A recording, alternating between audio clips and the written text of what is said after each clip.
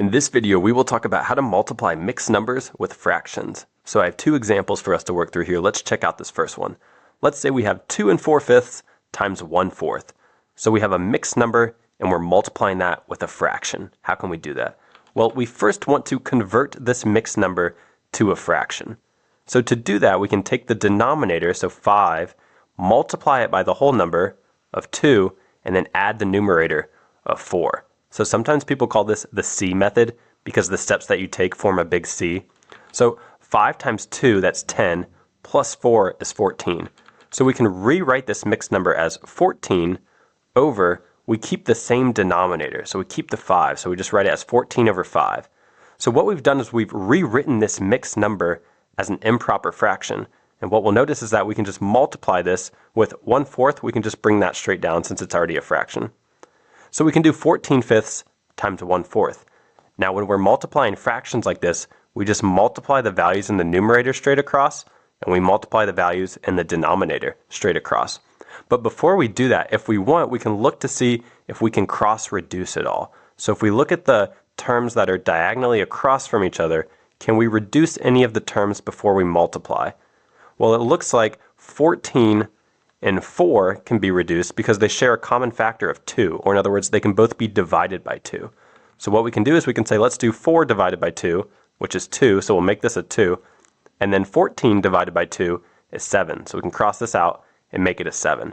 So that just makes the multiplication a little bit easier. So we get 7 times 1, which is 7, over 5 times 2, which is 10. So our final answer is 7/10. So 2 4/5 times 1/4 is 7/10. All right, let's try one more example. Let's say we have 3 4/7 times 2/5. So again, we have a mixed number and we're multiplying that with a fraction. To do this, we first want to convert the mixed number to a fraction. So to do that, we can say, take the denominator 7, multiply it by the whole number. So 7 times 3 is 21, and then add the numerator. So 21 plus 4 is 25. So we can rewrite this as 25 over, we keep the same denominator, so we keep the 7. So we've just rewritten 3 4/7 as 25/7, and then we're just going to multiply that with the fraction over here of 2/5, so we'll just bring that down. So again, we're multiplying fractions, so if we want, we can just multiply the values in the numerator straight across and the values in the denominator straight across, or if we'd like, we can try to cross-reduce first. So we'll notice that 25 and 5 share a factor of 5, or in other words, they can both be divided by 5. So if we want to make our lives a little easier, we could say, let's do 5 divided by 5, which is 1. So let's cross this out and make it a 1. And let's do 25 divided by 5, which is 5. So let's cross this out and make it a 5. So now we can multiply the values in the numerator. So 5 times 2 is 10.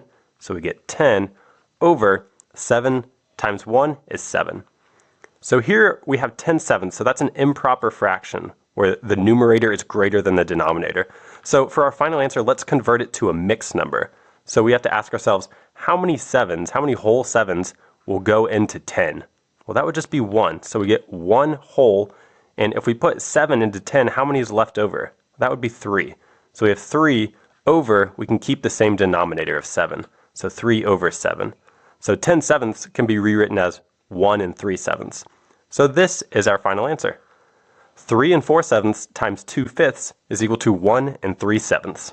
So those were just two different examples of how to multiply mixed numbers with fractions. Just keep in mind, you can always convert the mixed number to a fraction, and then that way you're just multiplying two fractions together.